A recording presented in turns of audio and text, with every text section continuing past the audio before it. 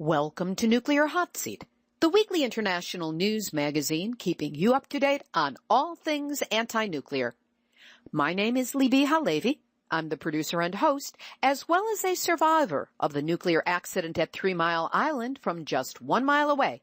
So I know what can happen when the nuclear so-called experts get it wrong.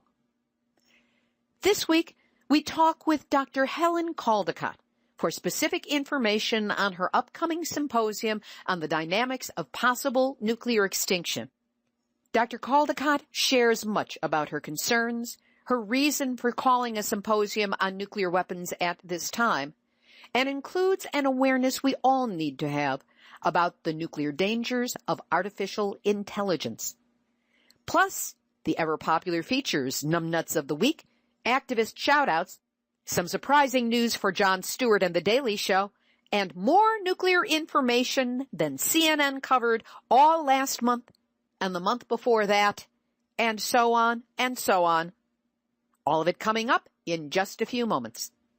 Today is Tuesday, February 3rd, 2015, and here is the week's anti-nuclear news. Over in Japan, water everywhere, nor any drop to drink.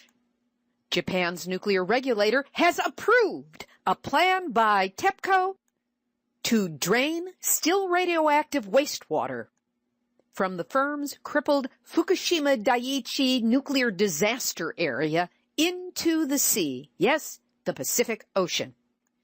With the wave of a magic pencil, these regulators have approved the controversial plan and say TEPCO officials can flush this water into the ocean.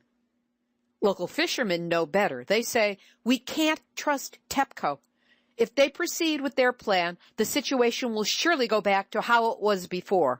I'm worried that the government and TEPCO will act to suit themselves. Ya think? One of the problems is that the waste management system, known in English as ALPS, is designed to remove most of the remaining radioactive contaminants. So let's define most. According to TEPCO, they can reduce 62 nuclides below the density limit. Now remember, that's not the same as zero. That's just the limit as placed by the industry and the government, which are pretty much in cahoots with each other. Even the Japan Atomic Energy Agency admits that they did detailed calculations for 1,200 radionuclides. That's a lot more than 62. Dr. Gordon Edwards, co-founder of Canadian Coalition for Nuclear Responsibility and a court-certified nuclear expert, stated, "The water can't be dumped into the ocean. It's completely unsafe because of these fission products. It's impossible for them," meaning TEPCO or the Japanese government, "to remove all those hundreds of radioactive materials. They know how to remove about 62 of them, but there's other ones that they cannot." TEPCO has been storing the contaminated water in about 1,000 tanks on site, but they're reluctant to release it into the ocean. Why? Not because it's the wrong thing to do, or it will contaminate the ocean for thousands, tens of thousands, perhaps hundreds of thousands of years. No. TEPCO has been reluctant to release the contaminated water because they want to avoid adding to tensions with local communities and criticism from neighboring countries and some nations with a Pacific Ocean coastline. Gee, I wonder why they might object. Oh, that's right. I live on the west coast of the United States, and I object. But the problem, from the Japanese perspective, is that TEPCO is close to running out of space to build new tanks at the facility. They'll admit that there is tritium in the water. No mention of other possible radionuclides, of which there are, as we heard, hundreds, if not more than 1,000. And the PR propaganda spin is that tritium is considered one of the least harmful radioactive materials at nuclear plants. Well, yeah, if you compare it to plutonium. Doesn't mean it's harmless. There's no such thing as a harmless dose of radiation. And of course, there is no detailed study about tritium's long-time effect on animal genes. And by the way, human beings are animals. So this is personal. TEPCO also admits that it's 2 months behind on their schedule for cleaning the tainted water. And more keeps appearing every day, as between 300,000 and 400,000 gallons of water go through the basement of the building, have contact with God only knows what, and comes out the other side tainted, their word, with radionuclides. Kind of like the Sorcerer's Apprentice, only there ain't no wizard to stop this flow. And then there's this curious item from Japan Times that TEPCO says it probably will not meet its target of completing by the end of March the first section of the frozen soil shields, in other words, the ice wall, to curb the buildup of radioactive water at the Fukushima nuclear disaster site. Guys, I thought the ice wall was determined as being totally ineffective and abandoned sometime late in 2014. Is there an ice wall, or is there not an ice wall? Or is the attempt at an ice wall still being attempted? If anybody listening can clarify this for me, I would really appreciate it. Japanese officials now admit that the nuclear fuel continued melting long after seawater was injected into the Fukushima reactors. And at this point, only some of Fukushima's melted fuel is now solid. Nuclear disaster, the gift that keeps on giving. Meanwhile, 43 million tons of radioactive waste is contained in 43 million fabric sacks weighing 1 ton each. This is all left over from the so-called decontamination process. The Japanese government intends to incinerate all this waste in incinerators to be constructed in each municipality of Fukushima. Yeah, that's right. Let's try burning this stuff up, releasing radionuclides into the air with the smoke, leaving it in the ash to be dumped into Tokyo Bay. The fabric sacks that all of this waste is stored in are designed to last up to 5 years outdoors. Well, we're coming up on the 4th anniversary of Fukushima this March, so some of these sacks are bound to fail in a year's time.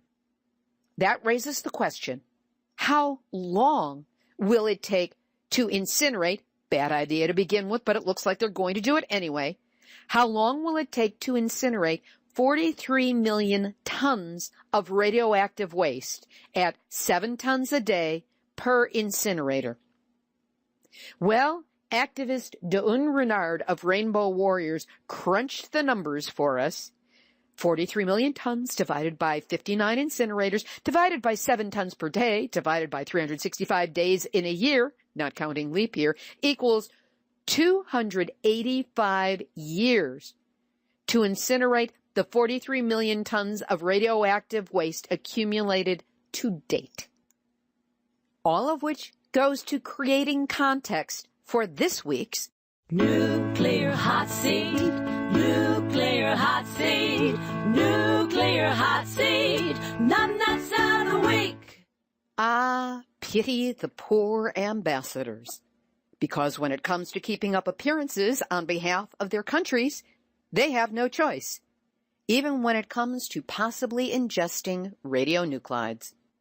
In Japan last week, ambassadors of 4 Commonwealth nations, New Zealand, Australia, Canada, and Britain, attended a government event in Tokyo to support food from the disaster-stricken Fukushima prefecture.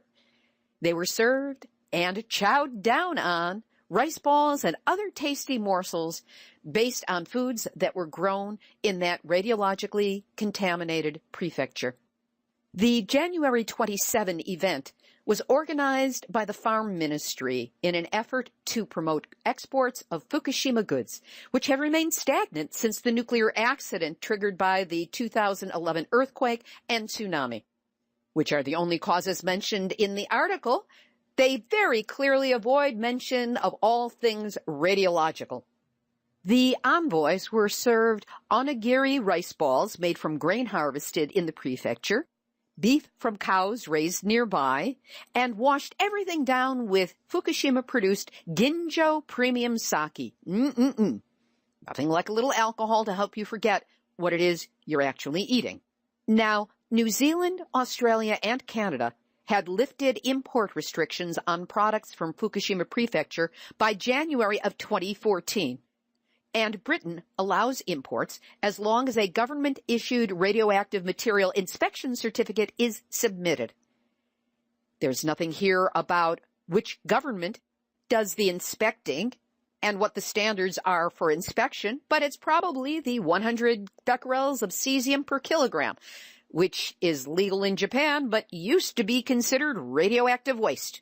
However, agricultural products produced in Fukushima Prefecture are still widely shunned in overseas markets. 12 nations and regions, including Fukushima Prefecture's former key export destinations of Hong Kong, Taiwan, and China, still fully or partially ban imports of foods from the prefecture. Of course, here in the United States, we not only don't ban it, we accept food that is 12 times more contaminated than the food that is allowed in Japan. Their limit is 100 becquerels of cesium per kilogram of food. Here in the U.S., it's 1,200. And U.S. manufacturers don't have to list where their food stuff comes from. So it could be mixed in with any manufactured products, and probably is already. As for those 4 extremely loyal to their country ambassadors, after their good Fukushima-based snacks, let's hope that they signed up for an epidemiological study. 3 to 5 years for thyroid cancer or leukemia to show up, 12 to 15 years for hard tumors, and it goes on after that. Let's track these guys and find out what happens to them after consuming this food. And that's why Farm Ministry of Japan, you who produced this event, you are this week's Nuclear Hot Seat Numbnuts of the Week. Tetsu Kariya, author of the gourmet manga Oishinbo, says in the series' latest edition that radiation is so high in Fukushima Prefecture it is causing nosebleeds among local residents. The theme echoes one in a previous story that critics panned when Kariya had the main character suffer a nosebleed after visiting the radioactive remains of the Fukushima nuclear power plant. The controversial episodes ran in Big Comic Spirits magazine last May and was covered on Nuclear Hot Seat. But when the manga was compiled into book form, critical passages, including one linking nosebleeds and radiation exposure, were watered down.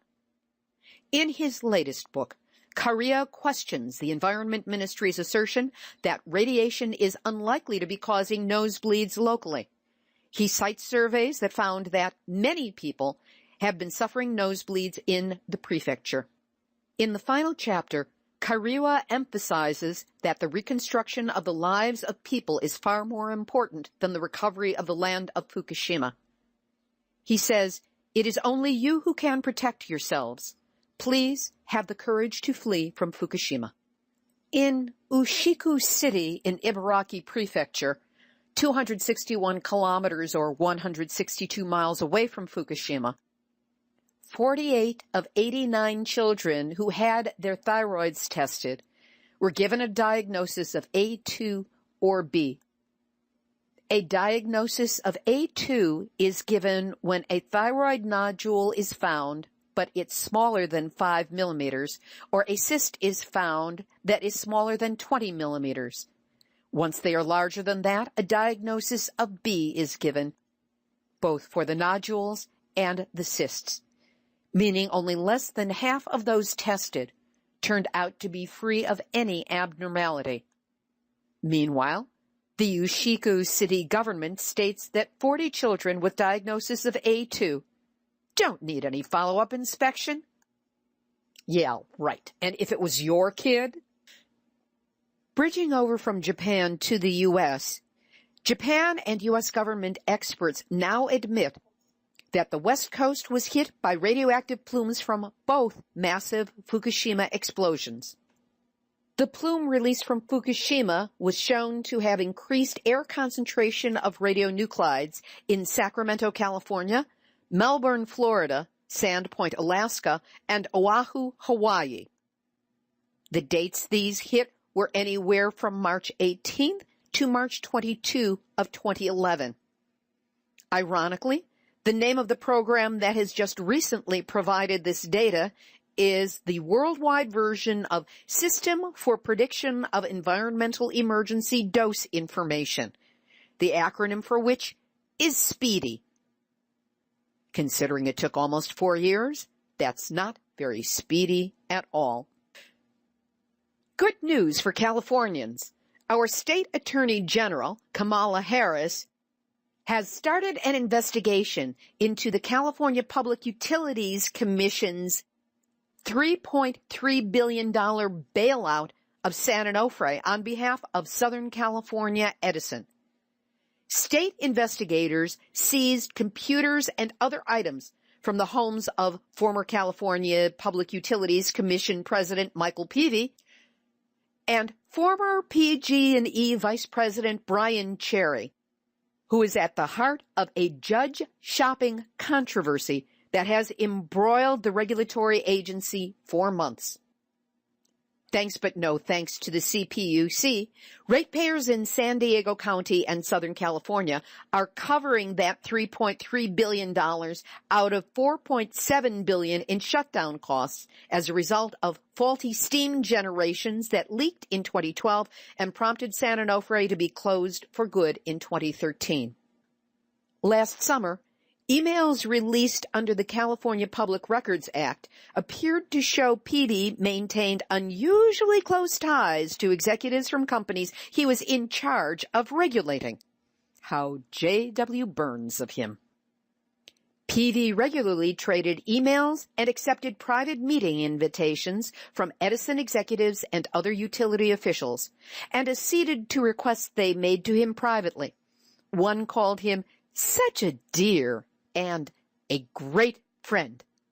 Oh, by the way, Michael Peavy worked as president of Southern California Edison before he was named president of the California Public Utilities Commission in 2002.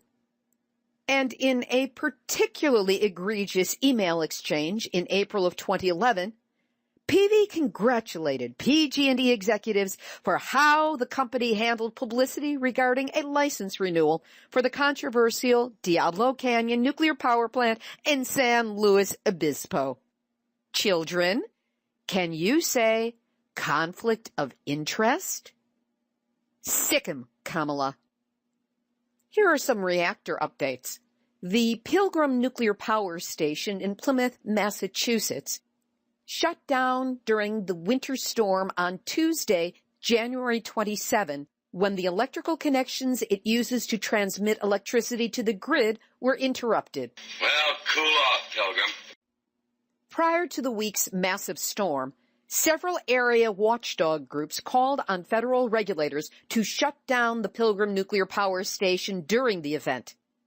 Diane Turco, co-founder of the nuclear watchdog group Cape Downwinders, said she was relieved that circumstances forced the shutdown. Referring to shortcomings at the facility cited by the NRC inspectors in a report released on Monday, January 26, Turco called emergencies at the plant predictable. She said, instead of telling them to try again, the NRC should be saying, you're not meeting standards, and we're shutting you down. If there had been an emergency at the plant this week, there could have been no evacuation. The situation would have been the perfect storm. Well, good luck, Pilgrim. Yes, good luck to us all. Construction of the 2-reactor Vogtle plant in Georgia has been set back 18 months at a cost of over $700 million. The Georgia site has seen delays on the construction of the reactors that have left it embroiled in lawsuits with the 2 primary contractors. Given that competing sources of electricity, including natural gas and renewables, can be deployed far more rapidly and with well-established costs, it appears that the U.S. nuclear industry is likely to suffer an extended decline. This, according to the Associated Press. And our movement's eminence grise, Carl Grossman, wrote a compelling article on the dangers of once-through cooling from Millstone Nuclear Power Plant in Connecticut. He cited the massive amounts of water sucked in from the Long Island Sound by the Millstone plants. 2 billion gallons of water moving in and then being discharged daily. That's 3 times the volume of the water going over Niagara Falls every day. And it comes out 20 degrees warmer than when it was taken in. Many species of marine life have been declining in abundance in the Sound over the past 2 decades. And the situation at Millstone is not unique. In Vermont, the Vermont Yankee nuclear power plant has just been closed because of the issue of warm water discharged into the Connecticut River, damaging marine life. It's called thermal pollution. Thermal pollution and its impact on the Hudson River is a key issue in the ongoing battle regarding Entergy's 2 Indian Point nuclear power facilities just north of New York City. Internationally, in a truly Pyrrhic victory, the government of Fiji has announced the commencement of a process to disperse a one-off payment to veterans of the Christmas Islands nuclear tests known as Operation Grapple. The payment would be for medical assistance in recognition of the various ailments the veterans had suffered over the years since the tests took place between 1956 and 1958. Payments would be to the surviving veterans, followed by direct dependents. And how much would this munificent payment be? In United States dollars, $4,788 each. Wow! Could you spare it? Then again, the British government, which exploded the bombs, has refused to pay any compensation. And veterans are known to have suffered ailments, including leukemia and other blood disorders. And we're going to be putting 3 links to longer articles up on the website. The first is from Greenpeace, and it's on an American Chernobyl, nuclear near misses at U.S. reactors since 1986. Some light bedtime reading. An article entitled, Dumping Radioactive Food from Japan on the World, Why the Trans-Pacific Partnership is a Pending Disaster. And an Australian article on the nuclear wars waged against First Nations people will also be linked on the website, nuclearhotseat.com, under this episode, number 189. We'll have our featured interview in just a moment, but first, good news. My ebook, Yes, I Glow in the Dark, 1 Mile from 3 Mile Island to Fukushima and Beyond, is in the process of being turned into a book. That's right, one of those physical things you hold in your hand that's made out of paper and smells good and has heft and weight and belongs on the shelf in a library. If you wish to purchase a copy of the ebook, that would certainly be welcome, and hopefully in the next few weeks, you'll be hearing how you can purchase a copy of the physical book. This is a real milestone for me, and I'm very excited to be getting it out into your hands. Details soon to follow. This week, I had both the honor and the pleasure of again interviewing Dr. Helen Caldicott. She is a pediatrician who has become one of the, if not the, leading anti-nuclear activist and author in the world. For more than 5 decades, she has led the fight against all aspects of the nuclear issue. She is the co-founder of Physicians for Social Responsibility, a nominee for the Nobel Peace Prize, and the 2003 winner of the Lannan Prize for Cultural Freedom. Her books include The New Nuclear Danger, War in Heaven, Nuclear Power is Not the Answer, and Loving This Planet. In 2013, she produced the extraordinary 2-day international symposium, The Medical and Ecological Impact of Fukushima, which resulted in another book, Crisis Without End. Now she is again producing a symposium, this time on nuclear weapons and allied issues. It's called Symposium on the Dynamics of Possible Nuclear Extinction. Dr. Caldicott is not one to shy away from a tough title or the even tougher information. Give a listen. Dr. Helen Caldicott, welcome back to Nuclear Hot Seat. Thank you. What led to your decision to produce a second symposium, this time on the dynamics of possible nuclear extinction? The reason is that I read an article in the Atlantic Monthly some months ago quoting Stephen Hawking, the eminent physicist, and Max Tegmark, also a physicist, talking about their fears and concerns that within 10 or 20 years, computers will have taken over almost all functions that human beings actually now perform, but also they'll probably become autonomous. They'll be able to reproduce themselves, but more than that, they're worried that the computers themselves could start a nuclear war. So that was my initial stimulus. That's a pretty stunning set of thoughts.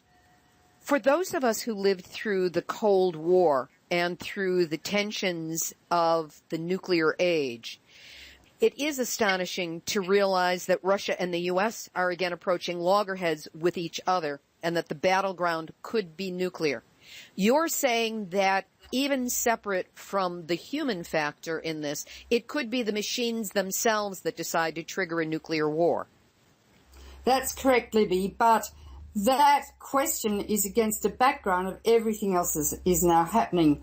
The Ukrainian situation is very tense, very volatile.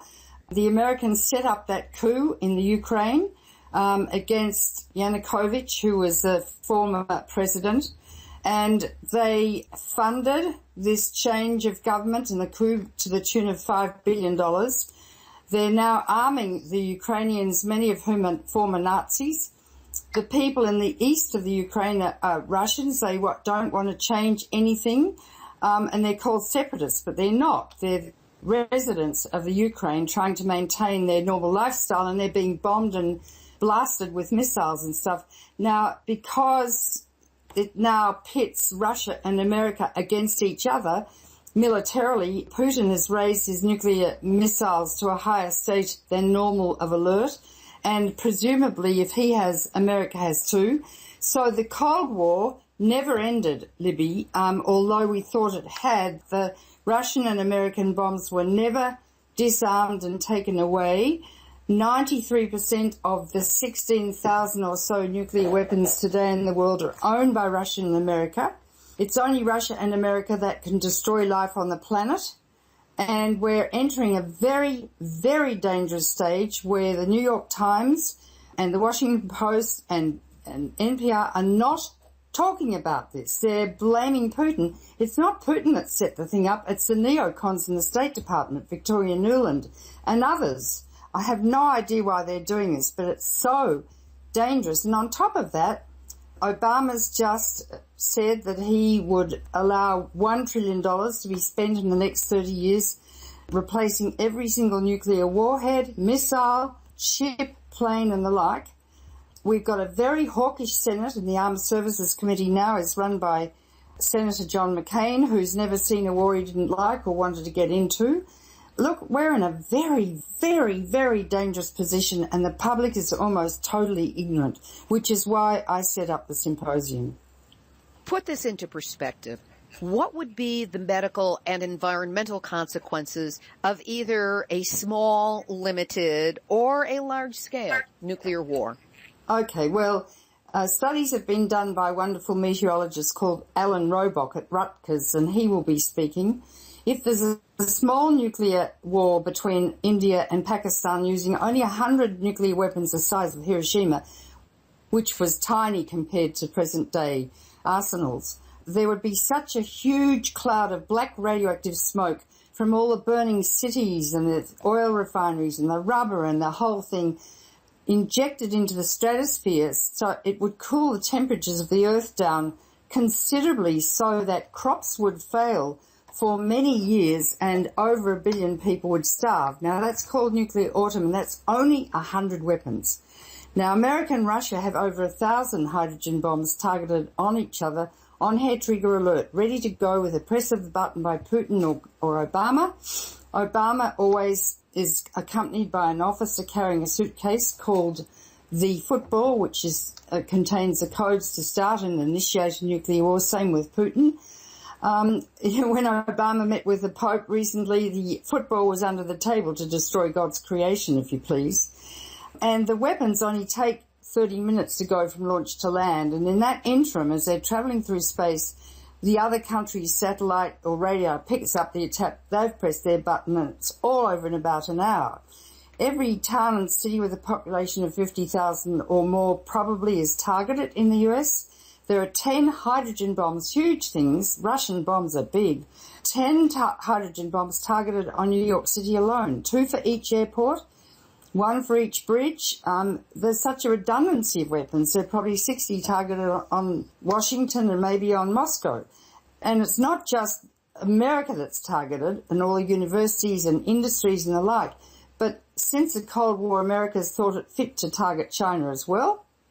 England, Europe, Canada, Australia, Japan, they're all targeted. So if this happened, and it could happen tonight, I have to tell you, then by accident, by design, by human error, and that's what the symposium will be about fundamentally, as all the cities burn ferociously, absolutely ferociously, such a cloud of toxic black smoke will be injected into the stratosphere from all over the world that it will literally block out the sun for up to 10 years, creating what's called nuclear winter and a short ice age, and everything and everyone will freeze to death in the dark. The ultraviolet light will be so intense that if you stayed outside for 5 minutes, if indeed you survive, which you wouldn't, you'll be blinded because the ozone will be totally destroyed.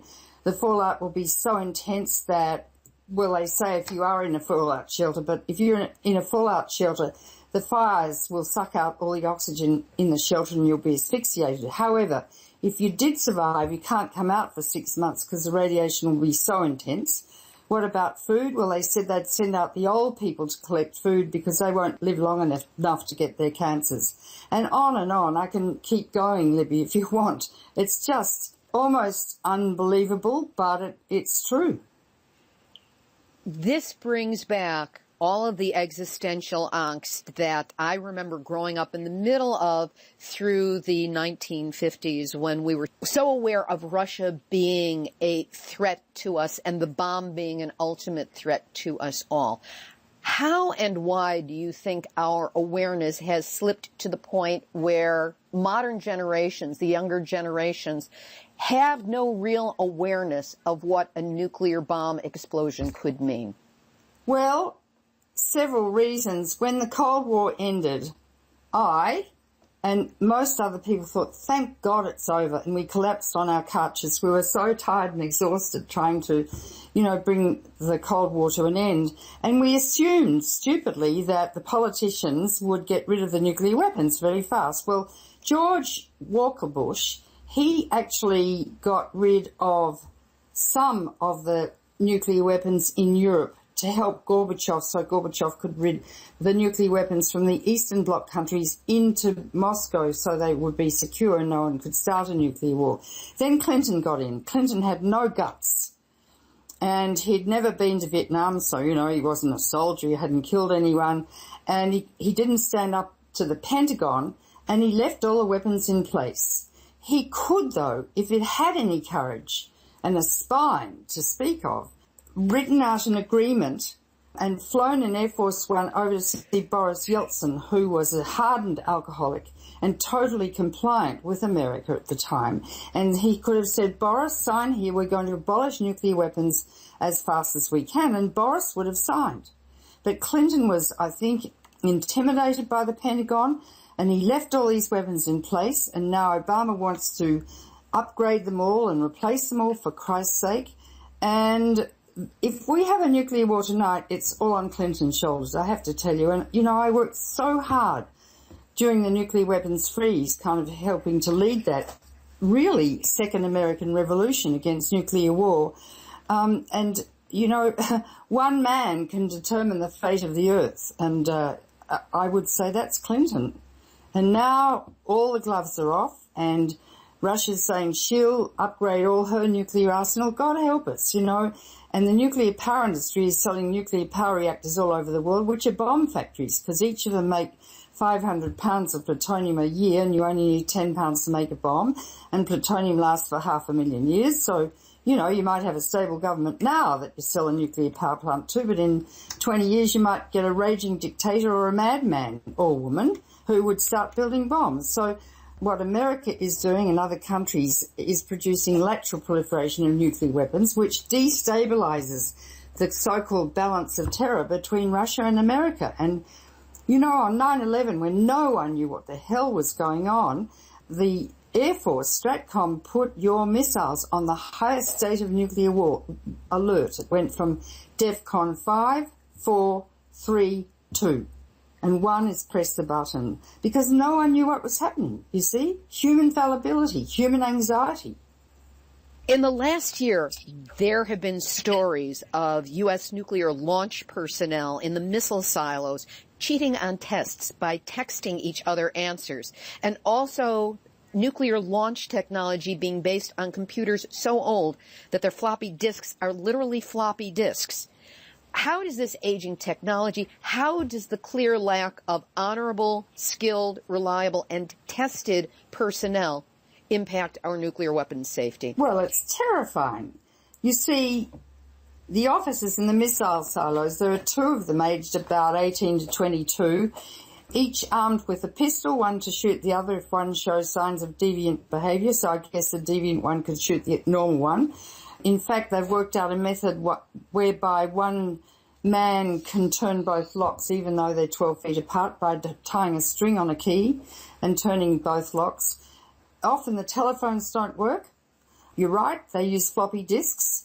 They go to sleep on the job. They take drugs before they go down there, because being in a missile silo isn't very sexy for the Air Force. You don't get promoted and get stars and stripes and ribbons on your chest by sitting there waiting to blow up the world. It's boring as anything, and I've met some of the girlfriends of these blokes, and some of them take drugs before they go down to do their jobs.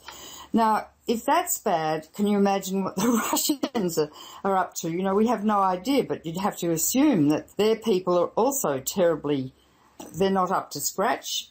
I read in the 80s that many of the people in the Russian military are such alcoholics they drink the antifreeze out of their tanks, you know. So we're in a very, very deleterious, precipitous position, and no one knows about it. It's like we're all practicing psychic numbing, walking like lemmings towards the nuclear cliff of annihilation. In fact, it's the media that are determining the fate of the earth. They're being quite wicked in America. The New York Times, the Washington Post, NPR, CNN, Fox, of course, are blaming Putin for the current situation in the Ukraine. And in fact, it's the State Department and the neocons in America who fostered the coup that got rid of Yanukovych and put in a puppet in the Ukraine. I can't remember his name now, Poroshenko. And there are a lot of ex-Nazis working with the Americans and Poroshenko.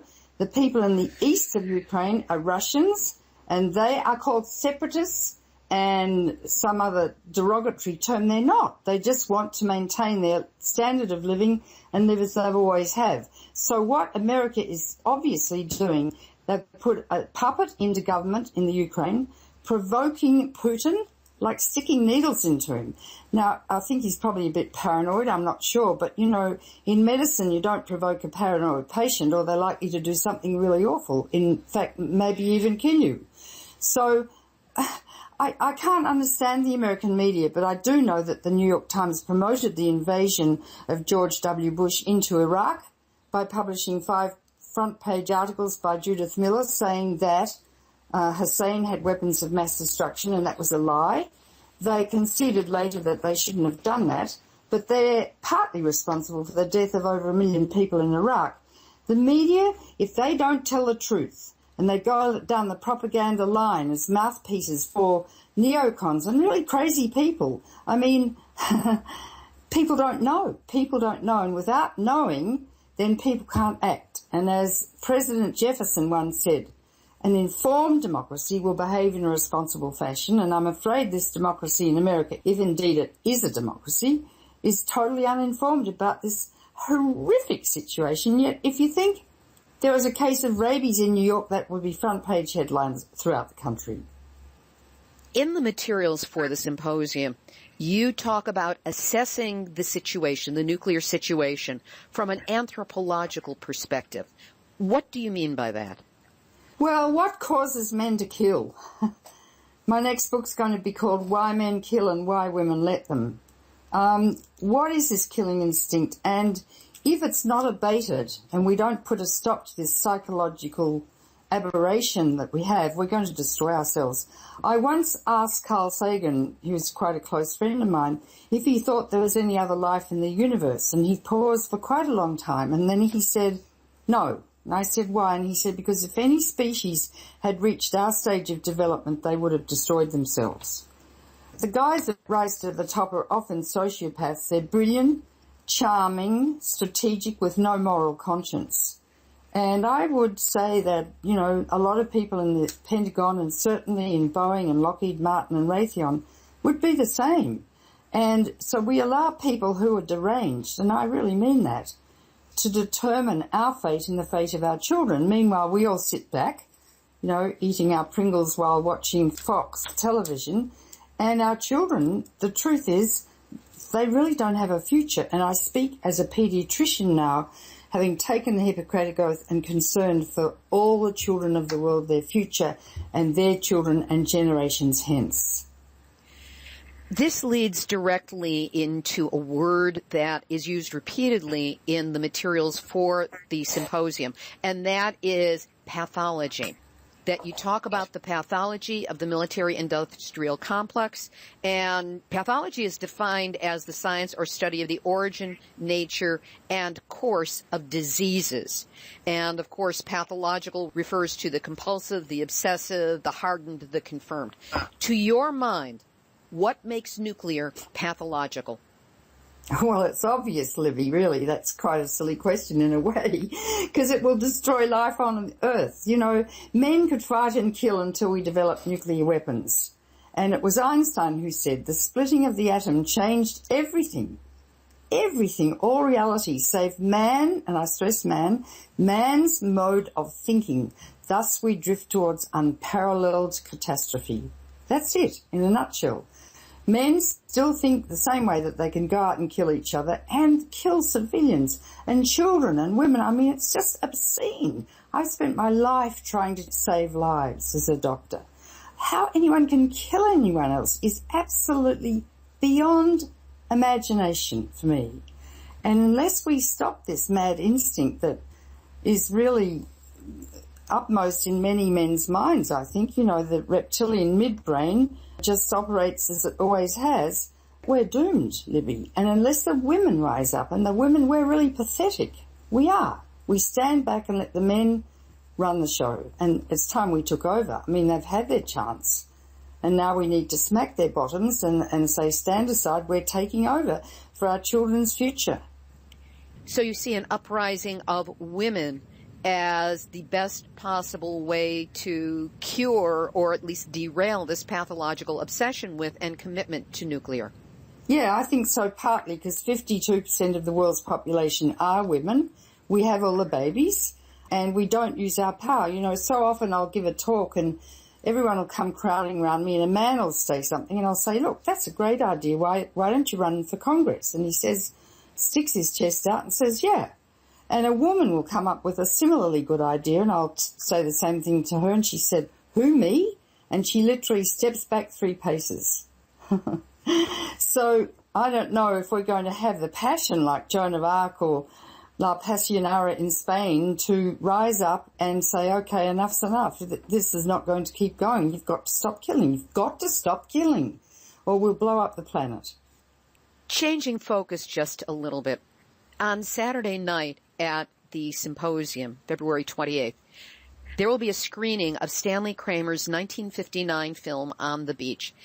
What is your history with the film? Well, my history with that is very profound. I actually read the book first on the beach by an Australian author called Neville Shute. And it's about a nuclear war that occurs in the Northern Hemisphere by accident, and everyone dies, and the only people left alive in the world are people in Melbourne because it's so far south in Australia. And it describes the last days of the people in Melbourne, and gentlemen were having their last gin and tonic at the Melbourne club, and how the government dispensed cyanide capsules so that parents could kill their babies immediately and wouldn't have to die of the horrific effects of radiation illness with their hair falling out, vomiting and bleeding to death. And at the end of that book, the beautiful, elegant streets of Melbourne were still there, and this is in Stanley Kramer's film. And St George was slaying the dragon outside of the wonderful Melbourne Public Library, and a blind was gently flapping, and that was the end of life on Earth. And that image branded my soul, and when Stanley Kramer made the film I saw a couple of years later, it was as profound then as when I read the book. And then I started first year medicine at the age of 17 and learnt about radiation and mutations and cancer. And I couldn't understand why Russia and America were blowing up bombs in the atmosphere, large numbers in the Northern Hemisphere, polluting millions of people with radioactive fallout, and how many cancers would be occurring and mutations and genetic diseases. And I've been in that mode ever since. I could never understand. So that film really got to me. And the reason I'm playing it at this conference is, Libby, we can talk till the cows come home. Facts, figures, psychology, all very left brain.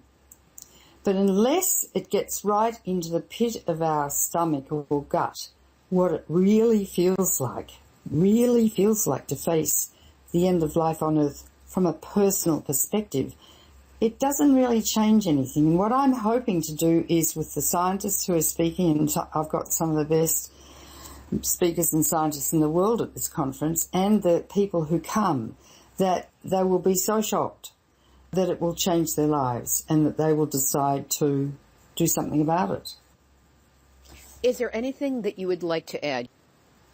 No, only that, as Jefferson said, an informed democracy will behave in a responsible fashion, and it's your responsibility, I'm talking to everyone now in the audience, as you live in a democracy, to become absolutely, totally informed about this issue. So I would invite you to go to my webpage, HelenCaldicottFoundation.org, check out the symposium, read as many articles as you can on the profound consequences of nuclear war and how it could happen, and the Ukrainian situation, the like, and come to the conference. It will be live streamed, but there's nothing like being there.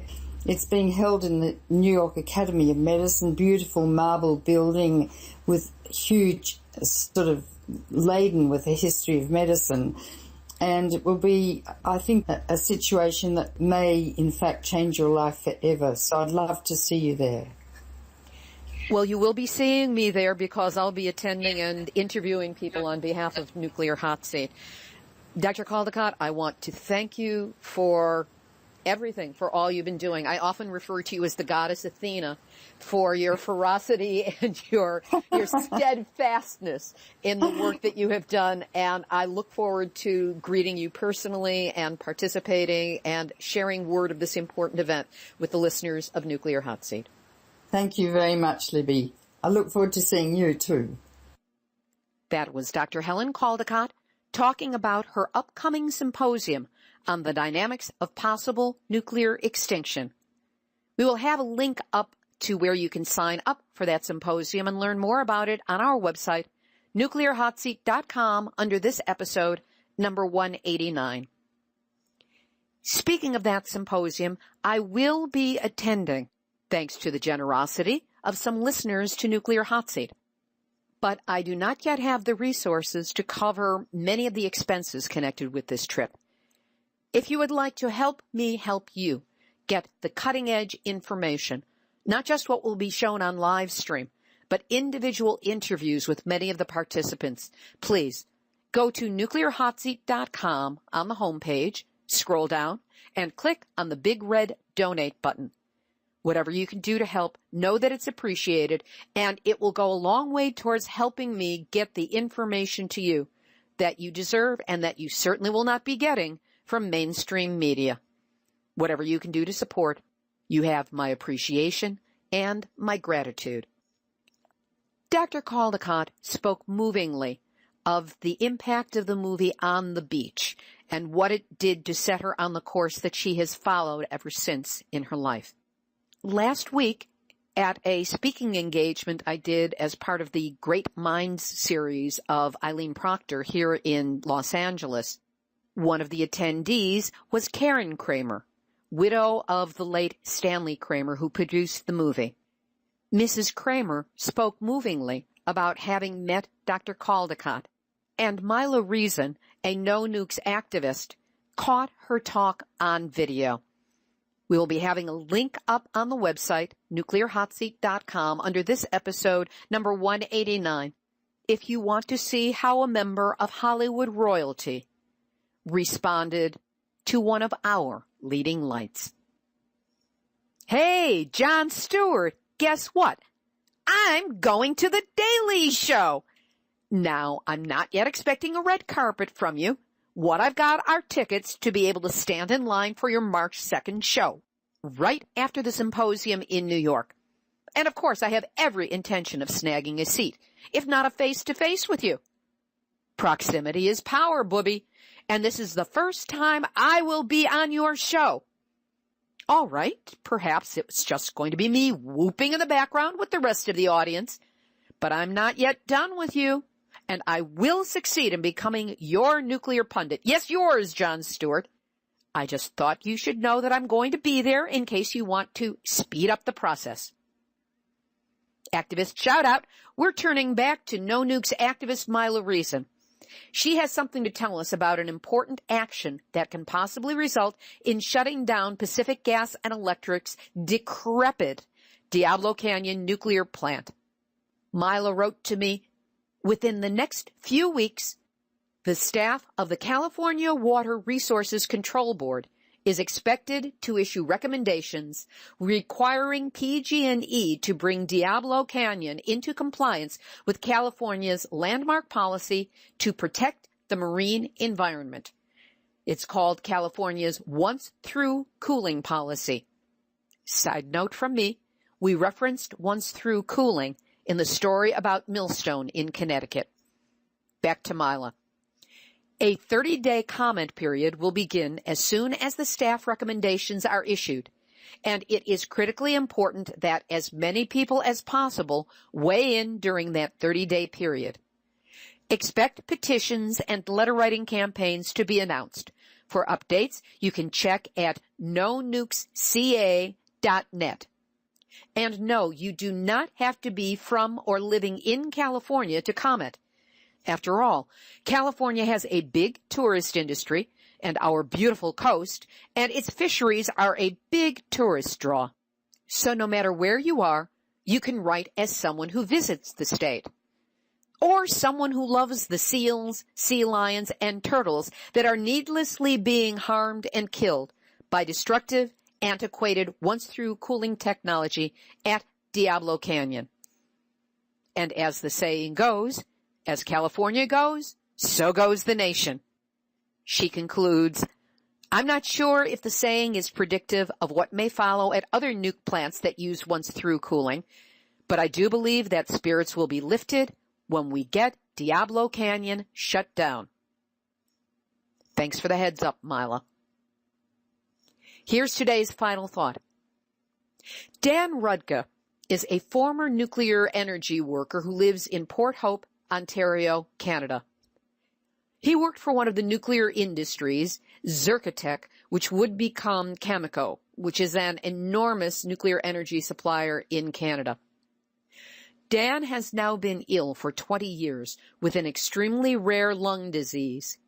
He's been on oxygen supply for the last 2 years and has also developed problems with his bones, blood, and skin. In response to my recent post on Facebook about the interview with Dr. Caldecott, he posted the following, quote, I remember when Helen Caldecott came to Port Hope. Myself, contaminated with uranium, ill. I recall her stating that we have to stand up for and help people like this, as she referred to me. That was some years ago now. The story is still the same, but I have become much worse, deathly so. And in all those years since, I have also become more isolated, with less assistance, alone. Used well by many people, groups, hearings, news reports. Now looking back, I was nothing more than a flash in the pan, like so many others before me. We have the nuclear industry on one side, the resistance to nuclear on the other side, and somewhere in between are the victims of nuclear, the people that the industry denies even exist.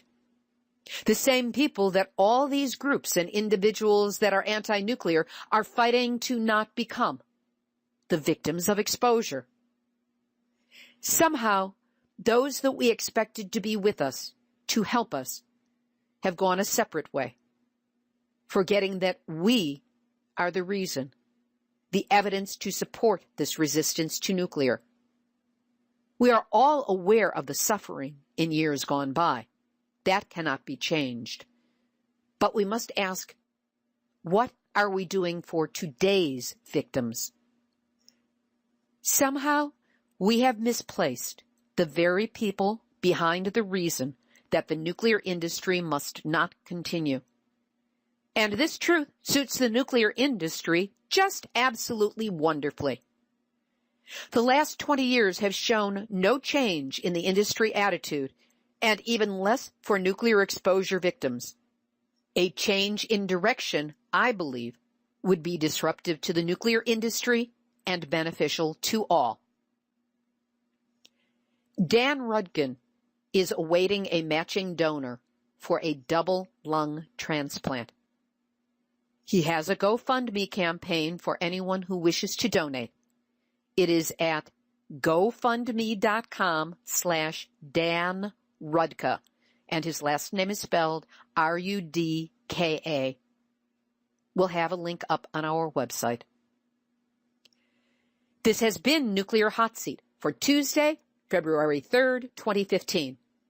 Material for this week's program has been researched and compiled from enenews.com, NHK, TEPCO, WSJ.com, JapanTimes.com, DPA, NaturalNews.com, Mainichi.jp, Japan Atomic Energy Agency, UT San Diego, LegitGov.org, Greenpeace.org, BostonGlobe.com, CapeCodOnline.com, ArsTechnica.com, TheGuardian.com, FijiTimes.com, ShelterIslandReporter.TimesReview.com, MiningAwareness.WordPress.com, NationalUnityGovernment.com, Deun Renard of Rainbow Warriors for his crunching the numbers on Fukushima waste incineration, Myla Reason for her video of Mrs. Stanley Kramer, and the big-hearted Nuclear Hot Seat Facebook community, which you are all invited to join.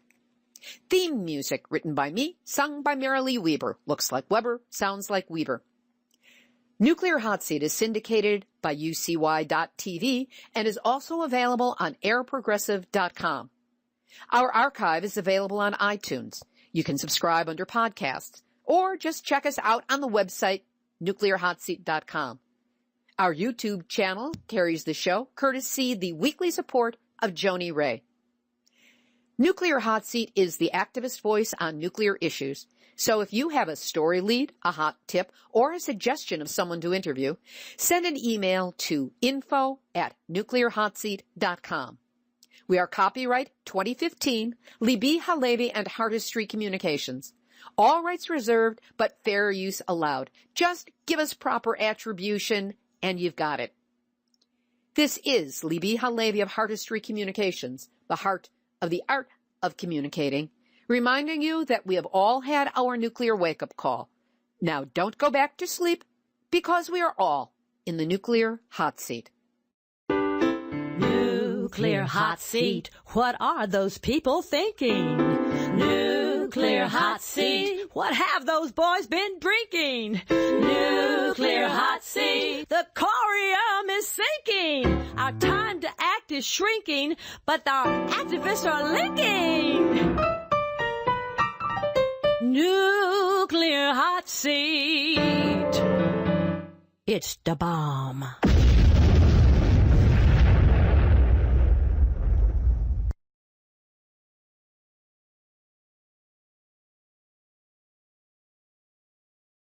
Waste Management System, known in English as ALPS, is designed to remove most of the remaining radioactive contaminants. So let's define most. According to TEPCO, they can reduce 62 nuclides below the density limit. Now remember, that's not the same as zero. That's just the limit as placed by the industry and the government, which are pretty much in cahoots with each other. Even the Japan Atomic Energy Agency admits that they did detailed calculations for 1,200 radionuclides. That's a lot more than 62. Dr. Gordon Edwards, co-founder of Canadian Coalition for Nuclear Responsibilities and a court-certified nuclear expert, stated, "The water can't be dumped into the ocean. It's completely unsafe because of these fission products. It's impossible for them," meaning TEPCO or the Japanese government, "to remove all those hundreds of radioactive materials. They know how to remove about 62 of them, but there's other ones that they cannot." TEPCO has been storing the contaminated water in about 1,000 tanks on site, but they're reluctant to release it into the ocean. Why? Not because it's the wrong thing to do, or it will contaminate the ocean for thousands, tens of thousands, perhaps hundreds of thousands of years. No. TEPCO has been reluctant to release the contaminated water because they want to avoid adding to tensions with local communities and criticism from neighboring countries and some nations with a Pacific Ocean coastline. Gee, I wonder why they might object. Oh, that's right. I live on the west coast of the United States, and I object. But the problem, from the Japanese perspective, is that TEPCO is close to running out of space to build new tanks at the facility. Valid. Welcome to Nuclear Hot Seat, the weekly international news magazine keeping you up to date on all things anti-nuclear. My name is Libby Halevi. I'm the producer and host, as well as a survivor of the nuclear accident at 3 Mile Island from just 1 mile away. So I know what can happen when the nuclear so-called experts get it wrong. This week, we talk with Dr. Helen Caldicott for specific information on her upcoming symposium on the dynamics of possible nuclear extinction. Dr. Caldicott shares much about her concerns, her reason for calling a symposium on nuclear weapons at this time, and includes an awareness we all need to have about the nuclear dangers of artificial intelligence.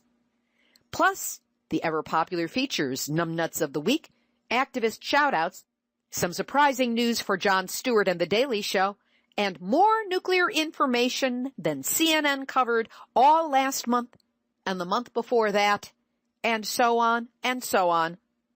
All of it coming up in just a few moments. Today is Tuesday, February 3rd, 2015, and here is the week's anti-nuclear news. Over in Japan, water everywhere, nor any drop to drink. Japan's nuclear regulator has approved a plan by TEPCO to drain still radioactive wastewater from the firm's crippled Fukushima Daiichi nuclear disaster area into the sea, yes, the Pacific Ocean.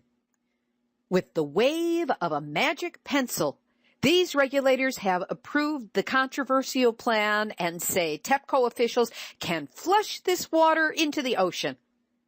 Local fishermen know better. They say, we can't trust TEPCO. If they proceed with their plan, the situation will surely go back to how it was before. I'm worried that the government and TEPCO will act to suit themselves. Ya think?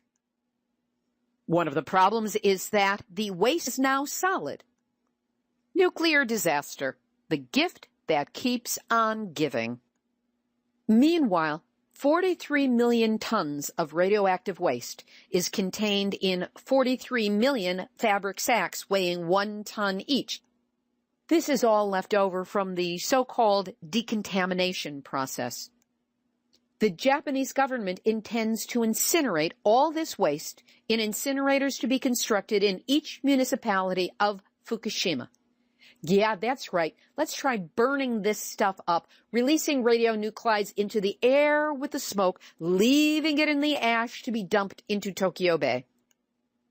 The fabric sacks that all of this waste is stored in are designed to last up to 5 years outdoors. Well, we're coming up on the 4th anniversary of Fukushima this March, so some of these sacks are bound to fail in a year's time. That raises the question, how long will it take to incinerate? Bad idea to begin with, but it looks like they're going to do it anyway. How long will it take to incinerate 43 million tons of radioactive waste at 7 tons a day per incinerator? Well, activist Daun Renard of Rainbow Warriors crunched the numbers for us. 43 million tons divided by 59 incinerators, divided by 7 tons per day, divided by 365 days in a year, not counting leap year, equals 285 years to incinerate the 43 million tons of radioactive waste accumulated to date. All of which goes to creating context for this week's Nuclear Hot Seat, Nuclear Hot Seat, Nuclear Hot Seat, Nuts of the Week. Ah, pity the poor ambassadors.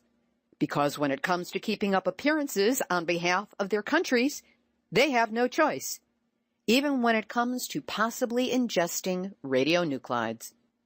In Japan last week, ambassadors of 4 Commonwealth nations, New Zealand, Australia, Canada, and Britain, attended a government event in Tokyo to support food from the disaster-stricken Fukushima prefecture.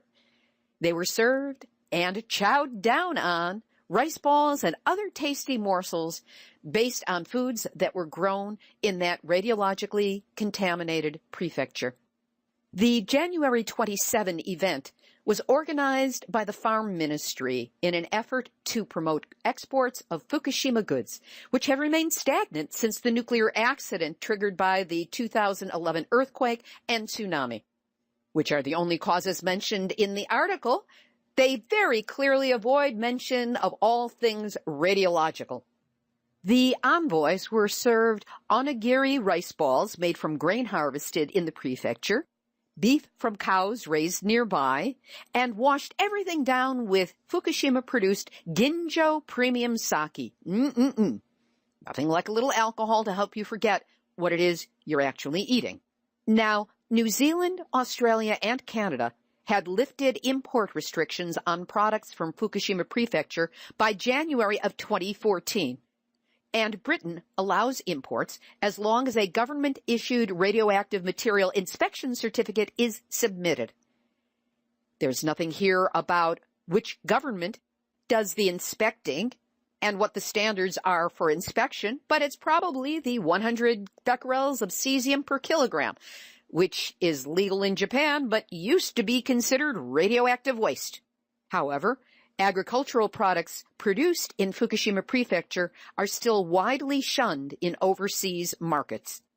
12 nations and regions, including Fukushima Prefecture's former key export destinations of Hong Kong, Taiwan, and China, still fully or partially ban imports of foods from the prefecture. Of course, here in the United States, we not only don't admit that there is tritium in the water, no mention of other possible radionuclides, of which there are, as we heard, hundreds, if not more than 1,000.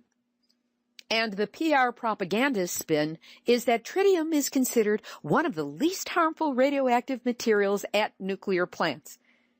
Well, yeah, if you compare it to plutonium.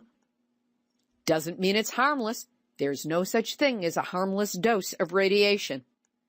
And of course, there is no detailed study about tritium's long-time effect on animal genes.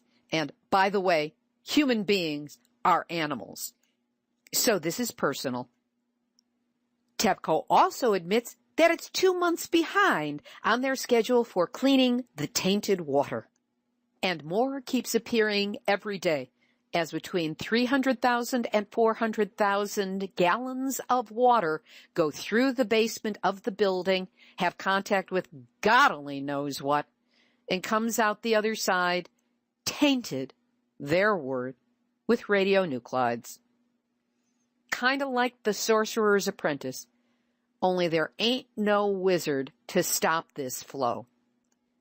And then there's this curious item from Japan Times that TEPCO says it probably will not meet its target of completing by the end of March the first section of the frozen soil shields, in other words, the ice wall, to curb the buildup of radioactive water at the Fukushima nuclear disaster site.